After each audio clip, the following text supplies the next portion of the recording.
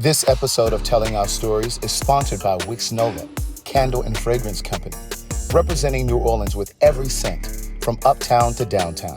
We are formulating scents that represent the spirit of New Orleans.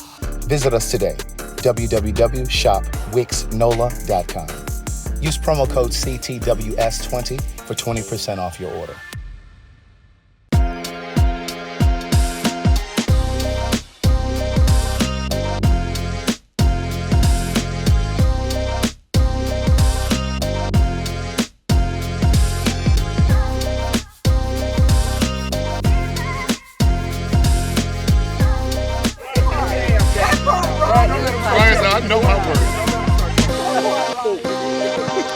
All right, so I want to thank you guys for coming out today. I wanted this conversation to be an opportunity for us to bridge the gap. Like, I think that there's a disparity between the lesbian community and the gay community.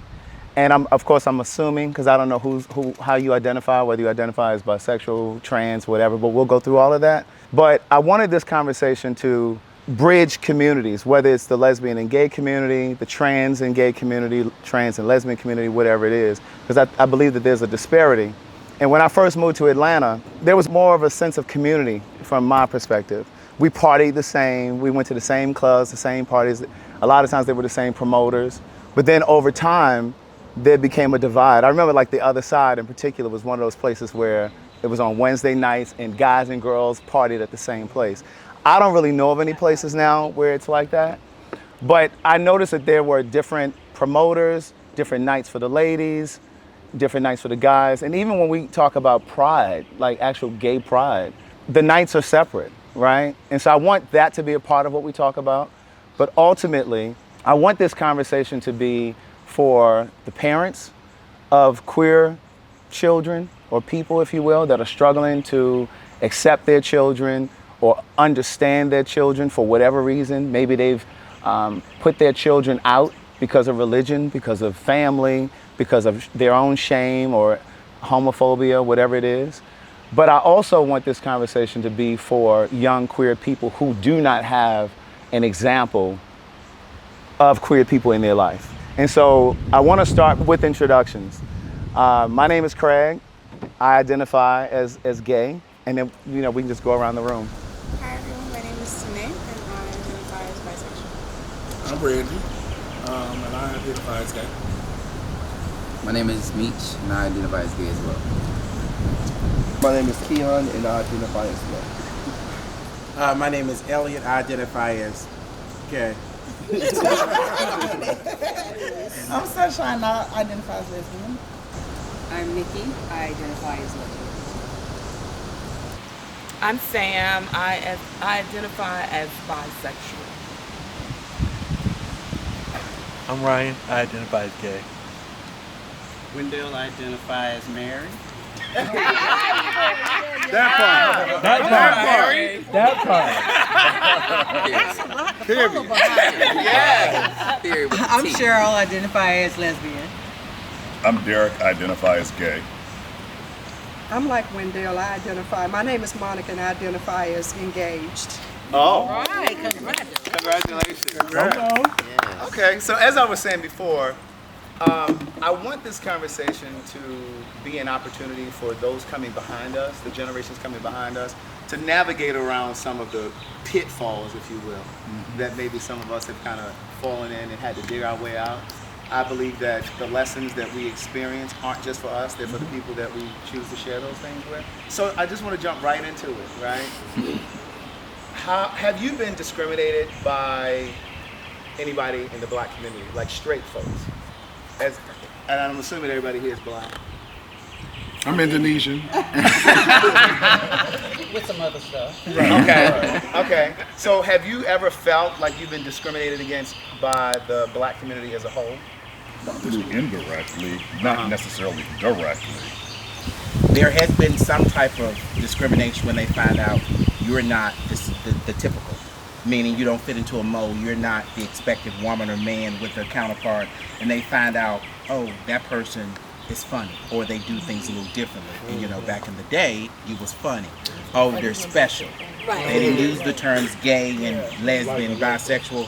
So we all have. We just probably haven't recognized it. And there's been some people who've been very vocal. They don't like gay people. Yeah. Right. For And the whatever reason I'm reason. asking that is because right now, in this political climate, we see a lot of unarmed black people getting shot and killed, right?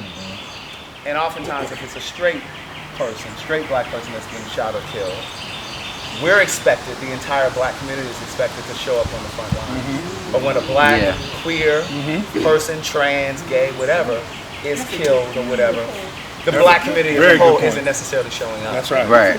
What do you think about that? I agree. There's been times I felt pushed out of conversations because I was gay. Because like, oh, you know, the police don't see you as a threat because you're gay, or you might not be as aggressive or looking as thuggish as most of us. So you can't be getting harassed by the police or pulled over because you're black, or addressed differently because you're black, because you're gay. They're like, oh, you get a pass. I'm like, no, I get the same treatment as you guys do.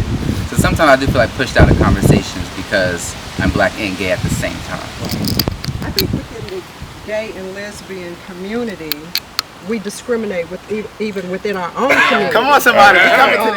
And I know that I personally have my own biases, and I'm sure we will get to that. Go ahead. No, expound on it. We can circle back, but go ahead. I think that, you know, within our community, there are generations.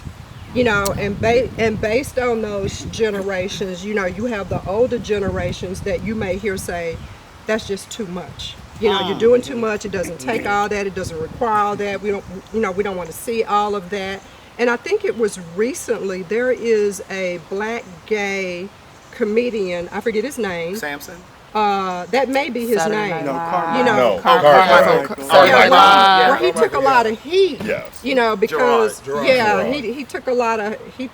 I don't think it's Gerard Carmichael, but there's another guy, I think it's Samson, I believe. But he took a lot of heat because he was saying that, I don't know, he had bumped into someone and he was like, you know, excuse me, sir.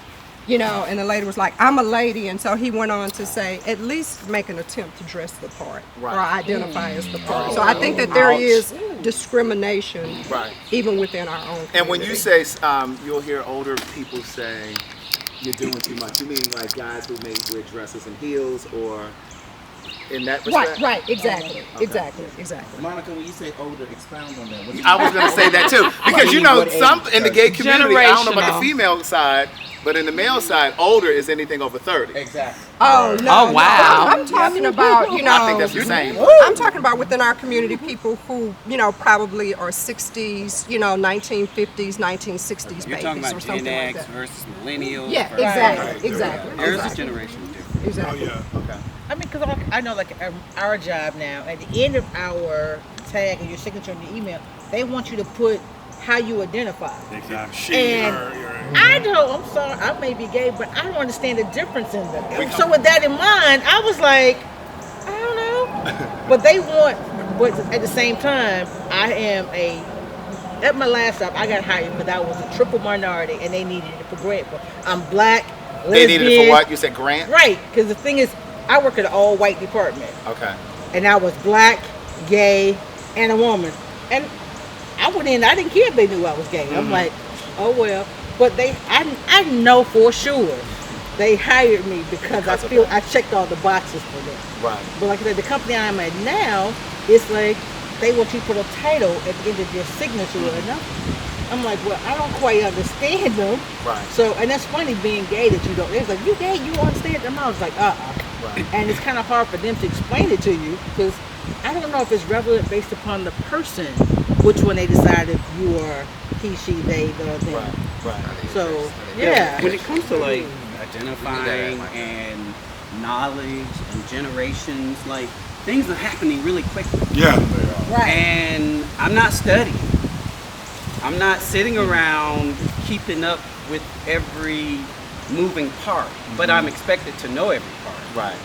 And so, and you know, because I'm gay, I get clumped in with LGBTQ, you know, all of that. We Crooked have letter, to crooked letter understand. I. They expect us to know it all. Because you gay that you should know everything. Yeah. In the But same- we expect each other to know it. I don't know why he does And we're hard on each other when we don't. That's You're right, We don't right. know it. But it's kind of like, as black people, sometimes white people expect us to know everything about every type of black person. Yeah. Yeah, That's it's true. not ignorance. It's just I got other things going on in my life. I got a career. I got family. I got neighbors. I'm involved in the community. You got a husband. I got a husband. I got like it's a lot going on. Right. I don't have time to. I make time when it's if there's something that's relevant that I think I need to know. At some point I'll get there, but there's no. It feels like there's no room for error today. Exactly. And then you got crime. Anybody else that want to add on? I'm a part of the community that might be a little too old for all the extra. It's too much for me to personally keep up with. Can we go back to just being gay or straight? But how do you straight, define bi? that? Can we break it down just a little I think we're doing too much breaking down, and now we're becoming divided within that. Because Yeah, there's subcultures within the subculture. Yes. And Yeah. that's a problem. Yeah. For I me. think that's the Doesn't everybody deserve visibility? right. What were you gonna say? Exactly. He said, doesn't everybody deserve visibility? Exactly. I agree. I mean, I admire a lot of the movement and the and being able to not just be placed in a box. I do think it is challenging for some. Like I'm 58, so I do think that. Thank you. I think that there are certain things that I'm not as accustomed to, but I do think there's room for flexibility and room to grow and to understand. I think that when we start knocking down all of those barriers, we begin to respect each other even that much more. Coming up next on Telling Our Stories. You ain't gonna call me a bulldagger. We're gonna fight. That You part. call me a lesbian. I'm like, okay.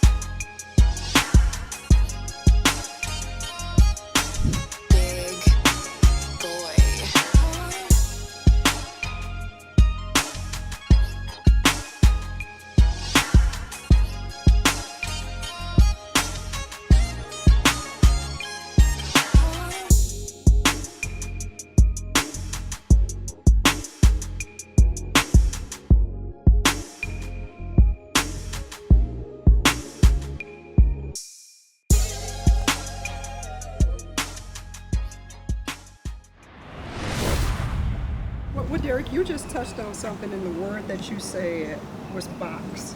And I get that because I think, once again, within our community, people like to put us in a box. Right. And I'll use myself as an example. So you may have, sometimes people feel like, oh, you're more mass leaning and you shouldn't wear a dress, you shouldn't have on makeup, you shouldn't wear a lipstick.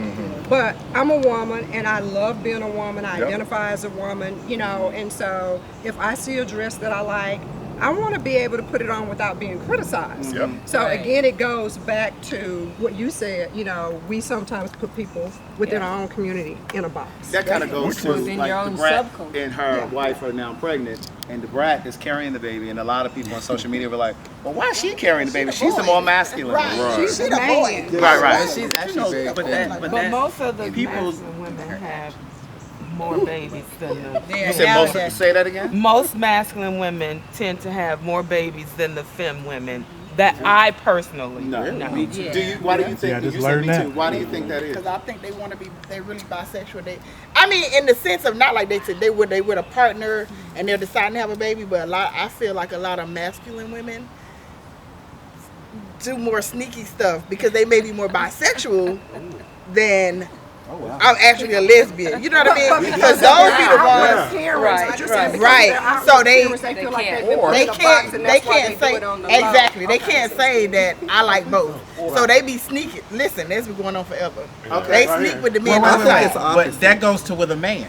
A man who wants to wear dresses, they don't expect for him, like Caitlyn Jenner, to have children because he's too feminine. So it goes both ways, even in the male side. If you see a feminine man with a child, they'll say, that can't be your child, you must have adopted him. Because there's no way you had sex with a woman. That's not true. But what's so interesting about Caitlyn Jenner? He doesn't identify as gay. Just for the purpose of this, she. Go ahead. Okay, she does not. Right. Does not identify as gay. She still is attracted to women and dates women. Yeah. Well, now isn't she dating a man, an African? Oh, I don't. What were you gonna say? So I wanted to touch on your response. I think it's also not just being sneaky, but not being able to accept themselves. A lot of times there's a pressure of, well, my family says I need to do this, I need to be a family, I need to have kids. Look at a Whitney Houston story. Allegedly, she had another life where she truly was a lesbian, but she made that decision for entertainment for her family, and yet that is really where her heart lied. And I feel like a lot of people are in that space, including myself. Okay, I'm going to identify as both because I want to make sure that they're happy, but I also want to be happy. And then in terms of the crime piece and why that's so important, I think I'm the youngest in this room. So for me, like, I've had... You don't get to say No. Because I was actually going to say it for her. How old are you? She's 25. And I wanted like a variety. Like I wanted all of these different ages. And it's not in a bad way. It's just like this is a space that I don't get to be in often. I get to learn a lot. Basically, like in terms of how Black community does not come to the forefront in the immediate. I think it's also about how LGBTQ has become trendy as well. And so people only show up when Gay for the aesthetic. When it's for the aesthetic. And so for someone like me who's so young and has known for about 10 years that they do identify as bisexual, you fall into this place of like people not believing if you're an aesthetic or real. We have a Little Nas X, for example, where it's just like this confusion, and then it turns into people who are really actually identifying not even being able to be visible. Okay. Somebody else wanted to touch on that? I do want to circle back to the slip of saying he versus she. Perfection feels like the narrative is being pushed. There's no room for mistakes. And I'm like, we went a lot of years calling him he. Exactly. And then there's this expectation that we're just going to flip tomorrow and call him she. I gave my family grace. I'm like, it took me a lot of years to get here. That's right. And so I don't expect them to understand. I'm still figuring it out. So I gave them a lot of grace. And I'm still giving grace. Yeah. And so there just didn't feel like there's a lot of room today for mistakes and learning, and you feel like you're being vilified if you get it wrong. Right. It's interesting that you said that. And that's the problem I have. I don't think it's wrong when you use certain words, and I am going to be classic. I'm going to say you all what you answer to. So if somebody calls you a tranny or calls you these bad words that people are saying, I'm like, everybody wants to say, oh, you're wrong, you can't say that. Why not? But you it's walk around and say nigga all day long, and it's supposed to be pop culture. During this time now, I think everybody's so sensitive, hypersensitive to those types of things. It's like you can't say those words without it being an issue because of that. Right, because you ain't gonna call me a bulldagger. We're gonna fight. That you part. call me a lesbian, I'm like, okay. Right. To me, the issue, like, I think as sensitive as the world is, as disrespectful as the world is. I agree. Right. They'll put that extra the emphasis on on it, it. like, Yeah, I was talking to him. They'll go, he, like, they do that extra to let you know they're trying to disrespect you. So that's why there's so many sensitive people, because there's so many disrespectful people. Right. Like, if you just scroll down social media, you'll see people capitalize he when they're talking about a gay person or they're talking about a trans. Right. They're talking about Zaya Wade. They'll go out their way to say Dwayne's son. Zaya. Yeah. They'll say Zaya, which is her name, but they'll put the he in front of it. Right. So, like, there's an intent to be disrespectful. Right. So when we say people are sensitive, that's because they're in defense mode, because there's so much disrespect. Right. Were you gonna make a comment to something Wendell said? No, I think I was just addressing when he said there is no way to be like, you give people grace and it's time to change, but those people are purposely going out of their way at the same time. But I even think family, right? Because their own perception of who they want you to be for them, they want to live through you. But even in the instances where it's family and their intention is not to be disrespectful, I think sometimes we don't give them grace. I think sometimes, to your point, I was 22 when I started acting on the feelings, right? I've always said it took me 22 years to get to the point where I started to act on the feelings. And so I can't expect my mother or family or whatever to turn around in 2 weeks. I have to give them the grace and the latitude to, you know what I mean, to embrace it and understand it too. Yeah, you know, you started with the question of have we been discriminated against with in our families, and I've had 2 moments in my life, pivotal moments where my family has been. It's shown up, and once was when I got married, and there was a clear line, and those who were not okay, even had been to my house for many years, feet under my table, and were okay, but they were clear they weren't coming, and they let me know they weren't coming and why. And when they made that distinction, so in terms of like disrespect, the ones who came at me disrespectful, I don't talk to them. Right. So they were okay. And they had nothing. So they were okay with the relationship. Yeah. But then once you got married, it was like, oh no, we not. That's where we draw the line. Yeah. Okay. And I was clear, and they were clear, and they were disrespectful in how they came at me. And so I was just like, this is what we're not gonna do. Right. Because at the point we got married, we had been together 10 years. And I was just like, I wasn't asking your opinion or approval. Yeah. I loved you enough to be a part of this moment. Yeah. And the fact that you're coming at me disrespectful, bye. Yeah. And I haven't talked to them since. Right. And so that, and my comments about like people showing up or there not being room for imperfection, it has nothing to do with, I was more speaking to those people I know and love, and I know their intentions, not so much. When it comes to disrespectful, you're out. Right. The other moment has been, I'm over my family reunion. I've been doing my family reunions for 20 years. And there was a moment where my family was like, when I first started, they were like, there was a group who were like, we don't want no homosexual over the reunion. And guess what? They can't get done right. Right. Because who's gonna do it? Look, and guess what? What is Craig? A clipboard and a. Listen. You don't want a gay with a clipboard and a headset. That part. That's right. And guess what the homosexual said? Right.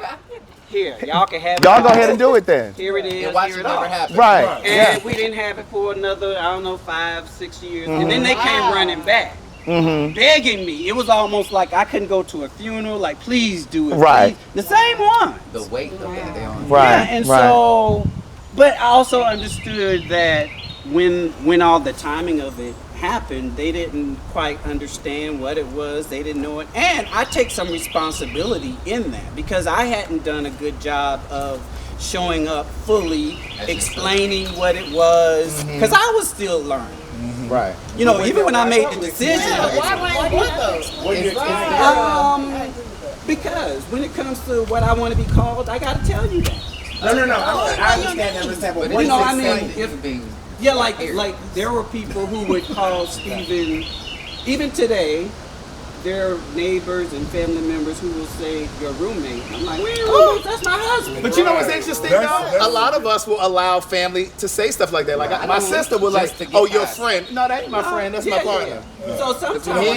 sometimes people don't know the term. Until you share. And sometimes they may be disrespectful, and if they are, I call it out. Like, yeah, hey, that's my husband, and call him that. Right. You know, but so there's this there has, from my experience, I've had to allow room for my family to grow. Today, there's been a clear line, and everybody's, kind of put their stake in the sand, and I know where everybody stand, they know where I stand, and we respect those boundaries, and we're good for the most part.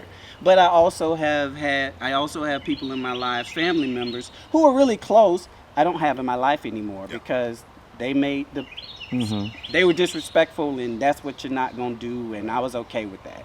Do I hurt? Do I miss them? I do. There are moments I see them in pictures, and I'm like, one cousin was my best friend growing up. Yeah. And I see her in pictures, and I get sad because she's not in my life anymore. But she made the decision. I didn't. Right. Next time on Telling Our Stories. In the gay community, when I'm at a white club with white people, and then when I'm at a black-owned club and there's white people, they do act different. Men, it's more sexual thing. Oh no, you need to go be a hoe and then come back. You need to sow your oats. I'm not about to be the first.